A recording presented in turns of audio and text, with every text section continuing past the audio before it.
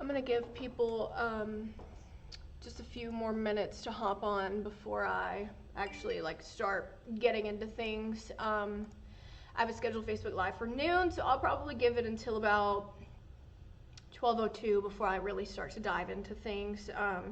And then I'm gonna make sure that I have this Facebook page shared everywhere across our social media platforms, so I can keep up with comments and stuff the best that I can. So if you don't see me talking, just hang on a little bit, because like I said earlier, I'm going to give people a little bit of time to hop on, and that way they can watch the whole thing. And of course, if people, tune in the middle of it, then I'm still going to leave this video up, so that way you can get the latest. But I just remembered that I need to do something, so I need to write that down before I forget.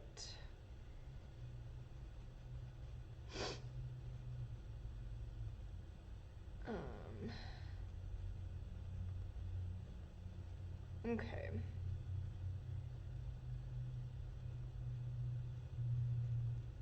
All right.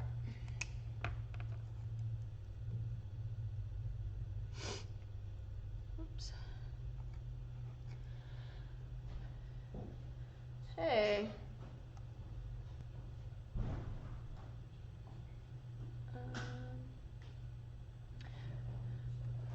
Okay, if you're watching this Facebook Live, comment live. If you're just now tuning in and you're watching a replay, comment replay. And of course, if you have questions as we go along this Facebook Live, please feel free to leave them in the comments, because at the end of this very long video, I'm going to give people the time to ask a few questions. I have a little while this morning, some allotted time to spend with you guys on Facebook Live to make sure that we're getting all the information out. So if you're just now tuning in, good afternoon. It's very, very early noon. It's right at noon, a little bit after. I just wanted to hop on here really quickly and give you guys an update on the evolving severe threat that we have heading into this afternoon, heading into tomorrow, specifically tomorrow night, into early Saturday morning. And then of course Saturday, pretty much all day Saturday until very, very early Sunday morning. So thanks for tuning in if you're watching. I'm gonna go ahead and get things rolling, and like I said, you can go ahead and leave questions in the comments as you think about them, and then at the very end of this, I guess if you will, forecast, then I will answer them. So let's go ahead and get going. So this morning we're seeing a little bit of rain move through. We had a little bit of hail that started to form to the west of Coleman County earlier this morning, but as these storms are progressing west to eastward, they are starting to dissipate just a little bit, so the strength isn't really there. What we really need to see, widespread severe storms. Now keep in mind, when we say severe storms, we're not automatically talking about tornadoes. You can have hail with severe storms, you can have damaging winds with severe storms, flooding with severe storms. So those are all of the key components that we're going to be watching for threat-wise heading into this weekend. So this is what we were expecting today. Today is not really that big of a weather threat. That's why today is not a weather impact alert day. Actually, I need to make sure this is on the right link system. Should be good now. So Storm Prediction Center, they do have a marginal risk for a little bit of severe weather to develop later this afternoon mainly. And that's really just going to be for hail and potentially damaging winds. We're not seeing a really, high tornado threat really at all this afternoon with this round of rain that's expected to move through. So it's a marginal risk for mainly areas south of the Huntsville metro. So really areas along and south of 565 is where that marginal risk for severe weather stands for today. So we do have weather impact alert days for tomorrow, Friday, March the 14th, and for Saturday, March the 15th, into early Sunday morning. So really, the main time frame for this looks like it's going to be around 9 o'clock late tomorrow night into extremely early Sunday morning. I really don't see the severe threat lasting until early Sunday morning, but we're just going to give it a little leeway time. And obviously what we're going to be watching for is severe weather. Now, we are in our prime severe weather season here in the Tennessee Valley, so this should come as no surprise. March, April, and May are actually the 3 months out of a year that we see the most tornadoes, and have seen the most tornadoes since about the 1950s. So it's not a surprise, you know, we're in our primary severe weather season here, and it's going to last until at least early May here. So we do have an enhanced risk for strong to severe thunderstorms to develop. Now, like I said, this is mainly for tomorrow night. Could we see a little bit of development in the afternoon? Sure.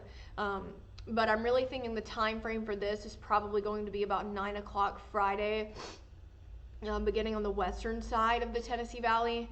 And then, of course, storm's going to move west to east. So eastern side of the Tennessee Valley, Fort Payne area, probably going to see the rain from the system move in extremely early Saturday morning. But we're expecting the same threats with this. It's just not going to be as big of a threat as what we're expecting heading into Saturday. Saturday, all 3 days are going to be important, today, tomorrow, and Saturday. But Saturday, if you're going to pay attention at all to any day, it should be Saturday, because like I said, Saturday has the greatest risk for strong to severe thunderstorms to develop. And this is really going to be an all-day event, but that main time frame for tornadic development looks like it's going to be mostly Saturday afternoon. Could we see a spin up early Saturday morning? Sure. We've got a primed atmosphere for that. We've got all of the ingredients that we need for tornadic development heading into Saturday. Now, I do want to say this real quick. Models are a guidance. It's not a guarantee. We're not guaranteeing that we're going to see, you know, an EF2 or an EF3 move through Madison County. We're just basing our forecast and getting you prepared for what could happen heading into this weekend. You know, some of us could not even see a tornado warning at all potentially, but our atmosphere is primed for that. And I do have a relatively high confidence that we probably will see a couple of tornado warnings heading into Saturday. But does that mean that your specific street is going to see a tornado? No.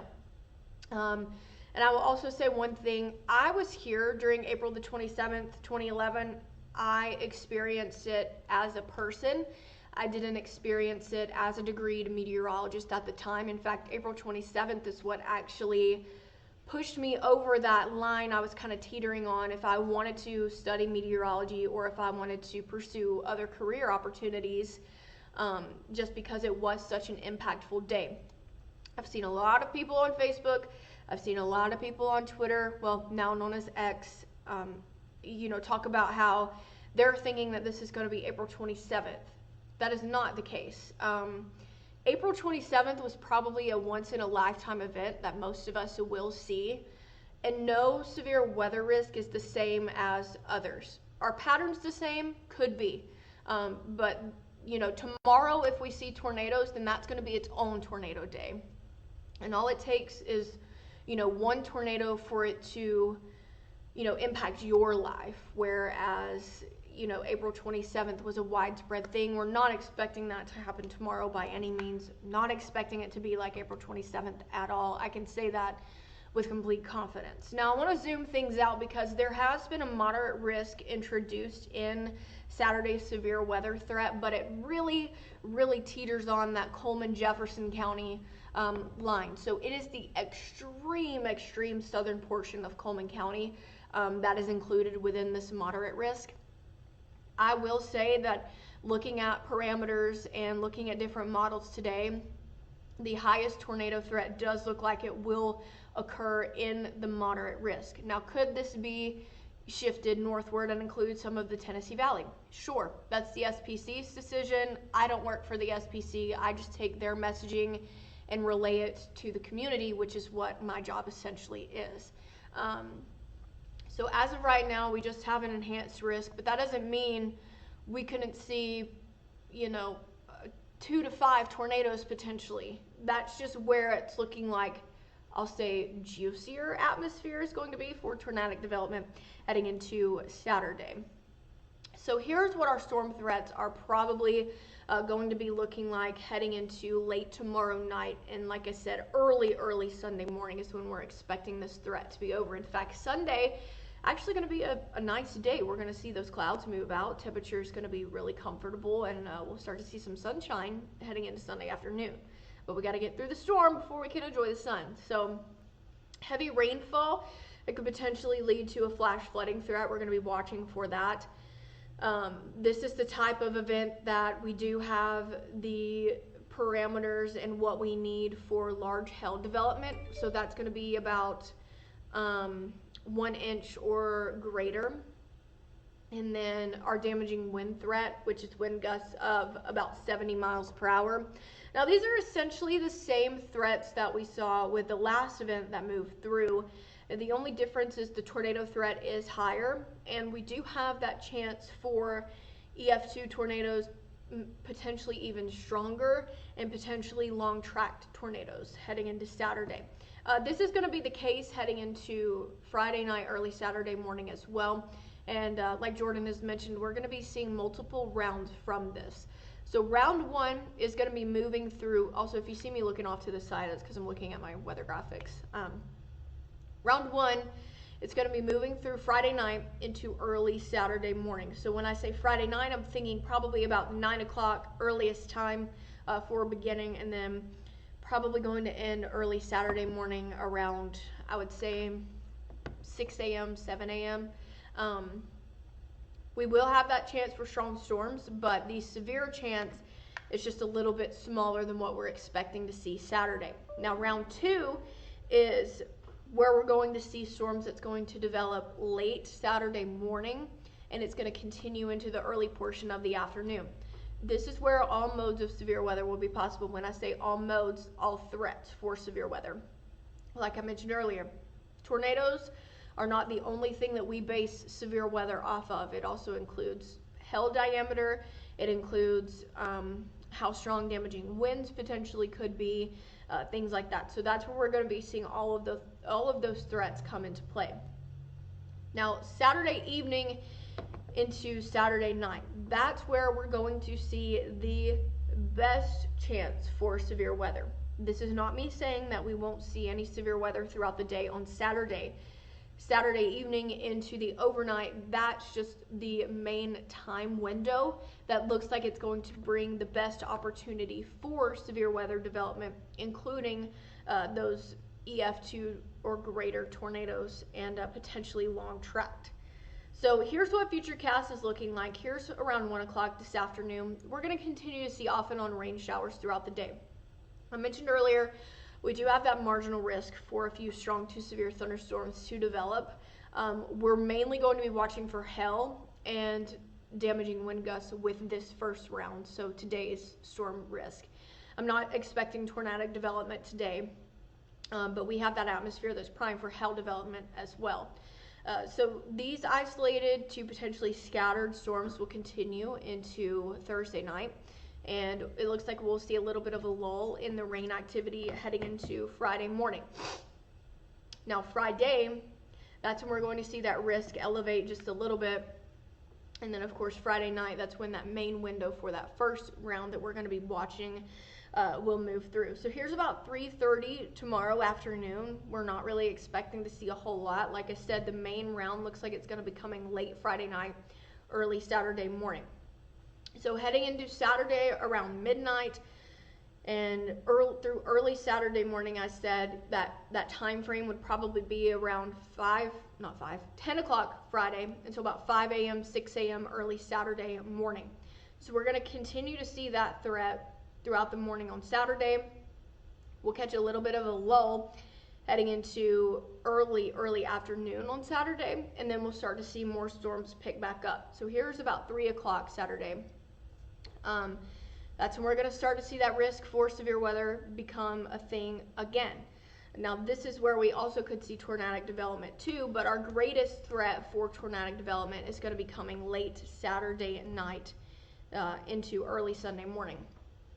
So we've got that cold front that's going to be bringing that main line of rain that we're expecting. That's expected to move out late Saturday into early Sunday morning. So I'm expecting the biggest severe weather threat to be probably around 4 o'clock Saturday until about midnight, 1 a.m. Sunday morning. So that's probably, if you're going, you need to pay attention to today, tomorrow, and Saturday. But if you're going to pay attention at all, I know some of us get caught up in life. We don't check the weather as often. But Saturday is probably going to be the day that you want to pay attention to the absolute most. You know, have those multiple ways to receive warnings. The greatest advice that I could give you is to download the FOX54 app, because, you know, we cover 13 counties here in the Tennessee Valley. And as soon as one of those counties becomes under a tornado warning, we're going to push that out as soon as possible, and you're going to get an alert on your phone for that. And then, of course, we have the automated alerts that scare the crap out of you. Once those make that loud tone on your phone, those will go off as well.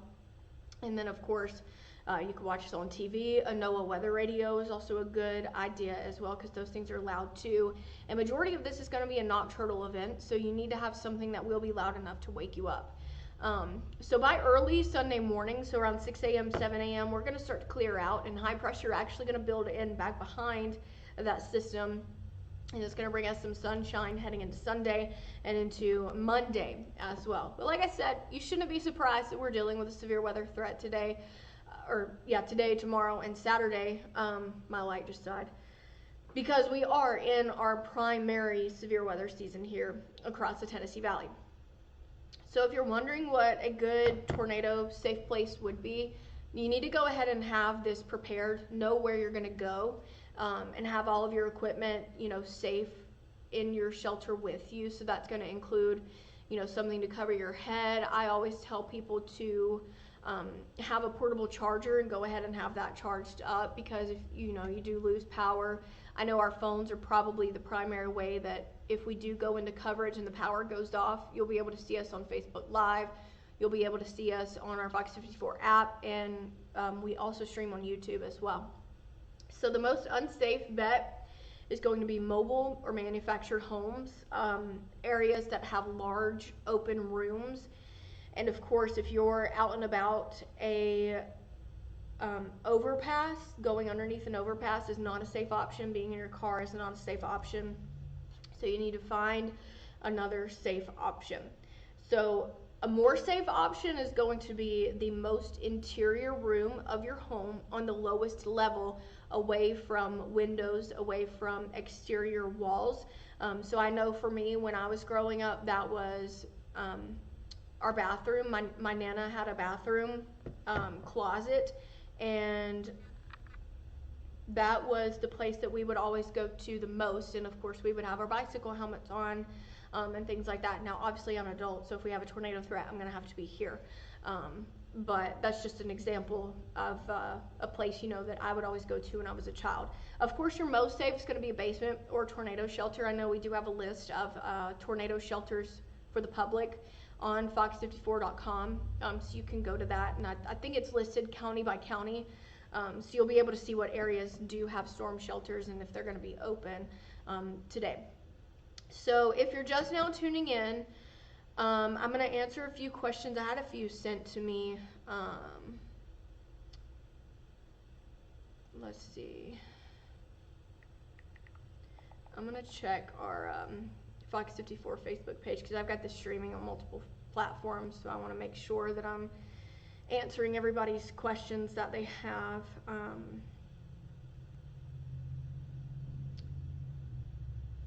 Not seeing any at the moment.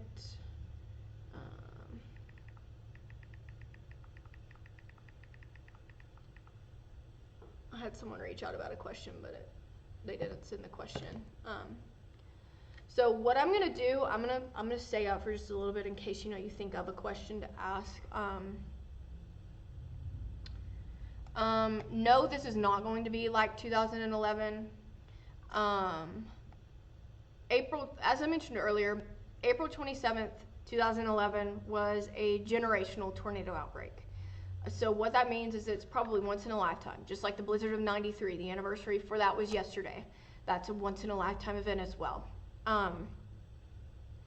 I have seen that all over my social media. It does kind of make me a little bit angry, because I don't like for people to compare what we're seeing today to other past events, because no event is the same. Could it have the same trends and the same patterns? Sure.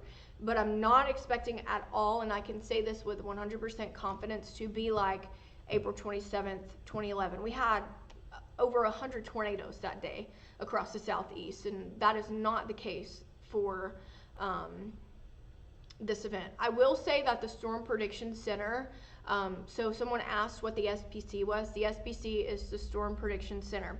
They're the ones that release the big outlooks that we see. They are the ones who coordinate with the National Weather Service once we have an idea of, are we going to need a tornado watch? Are we going to need a severe thunderstorm watch? Things like that. So anything that relates to severe weather is going to come from the Storm Prediction Center, who then will discuss it with the local National Weather Service office. So that will be here in Huntsville. And then they relay that to us, because yes, we do know the science behind everything, but we're broadcast meteorologists. So we're taking their messaging and portraying that out to the public, so we get the best coverage of information spread out to people. So that's what the Storm Prediction Center is. But no, we're not expecting this event to be like April 27th, 2011 at all. You had to have a lot of things happen dynamically wise, and I'm not going to get into that because I literally could be on Facebook Live for an hour, and I do have some things that I need to do in just a second, but no event is the same. You know, if we have 2 or 3 tornadoes happen tomorrow, then people are going to associate, you know, tomorrow or Saturday as its own day because we saw tornadoes that day. Just like when we had the, you know, high risk for severe weather, which is rare, by the way. A high risk is rare. The last time that we were under a high risk for severe weather was March of 2021 here in the Huntsville area. And we hardly saw any severe weather that day. There's a lot of things that have to come into play for severe weather development. But it's just going to be if all of these things can come together at the right time. As I mentioned earlier, the models, the weather models that we look at, it's just a guidance. It's not a guarantee. It just shows us what the atmosphere could look like at a certain time. You know, if we have enough moisture, if we're going to have enough instability, if we're going to have enough shear to have these storms really kind of rapidly fire off. And that's what the trends are looking like. Now, we have to have a lot happen for it to come into play. There are certain scenarios where if this happens, then this, and this could happen. But if it doesn't happen, then this, and this could also happen. But this is what we're the most confident in right now. And I don't really see that changing heading into tomorrow or heading into Saturday either. So I think I've got everybody's questions answered. What I am going to do is I'm going to leave this Facebook Live video attached to my profile. I'm not going to delete it. So if you did just join in kind of in the middle of it or at the end of it, you can go back and watch the replay. But yes, this is the latest information. This is what I know. This is what Jordan knows. And of course, as we get new updated information, we're going to push that out to you if our forecast changes at all. But this is what we're thinking we're going to be dealing with tomorrow and Saturday. So you want to go ahead and have multiple ways to receive warnings if we do have a tornado warning issued. You want to go ahead and have your safe space ready to go. So if your county does become under a tornado warning, then you can automatically go to your safe space. You don't have to think about, you know, where to go. And what I like to do personally is I make a go bag. So I put in, you know, my daily prescriptions that I would need if God forbid, you know, my house did get blown away by a tornado. I'm always prepared for worst case scenario. So I always keep things like my prescriptions in a bag. I keep a phone charger, a portable charger. Of course, I like to keep like little beef jerky sticks, little bottles of Gatorade. I bring what fits my dog needs. I'll always pack him like a little bitty baggie of dog food, and I always have his collar on him. That's another thing. If you have pets, go ahead and, because my dog doesn't wear his collar all of the time. He's an inside dog. So if you are planning to have to go to a storm shelter, well, really in case, if you go under a tornado warning at all, you just need to go ahead and have your dog's collar on him, because if, as I mentioned earlier, God forbid your house does get struck by a tornado and some reason they run off, that sometimes is the case in some circumstances, they're going to have their collar on, which will have your contact info on the back. That's another good little tidbit of knowledge that I have that I'll share with you.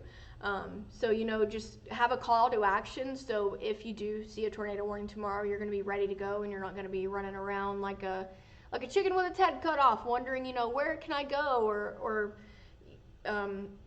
what type of things do I need to bring with me to a storm shelter, or do I have a bicycle helmet, or do I have hard-soled shoes, things like that. So go ahead and prepare.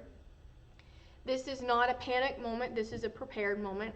I know a lot of people deal with storm anxiety, and I'm just rambling right now, but don't be anxious about this. Be prepared. We're giving you enough time in advance to be able to prepare for worst case scenario tomorrow and Saturday. But I am going to go ahead and end this Facebook Live. I got some things that I need to do off camera to get ready for the rest of this afternoon. And like I said, if you're not following my Facebook page, if you're watching from the FOX54 News Facebook page, go ahead and follow my Facebook page. And of course, follow Jordan's Facebook page, because as we get new information, we're going to relay that to you, so you guys are also notified of what the latest trends are looking like heading into tomorrow. So go ahead and have your safe places ready to go. Think about your call to action, and just keep up with the weather. And don't be scared about it. Be prepared, like I said. So I'm going to hop off of here. I hope you guys enjoy the rest of your Thursday. I think Jordan will be back later this evening for another Facebook Live. So like I said, be sure to follow him as well. And then, of course, we'll have new updates. I think the Storm Prediction Center, they'll put out a new update in regards to Saturday around 2:30. So if any changes happen with that, then I'll also be able to push that out as well. Download the FOX54 app. Like I said, if we have warnings, we're going to alert you to those immediately. And you can always find the latest weather article there as well. So I hope you guys have a great rest of your Thursday. If you have any questions for me in regards to this upcoming severe weather event, feel free to shoot me a message on Facebook. You can also email me if you don't want to message me on Facebook. It's just eowen@fox54.com. And as always, I will update you guys with the latest information and if we have any changes in regards to this weekend. So have a great Thursday, and hopefully we're not going to be in for a whole lot of severe weather heading into this weekend.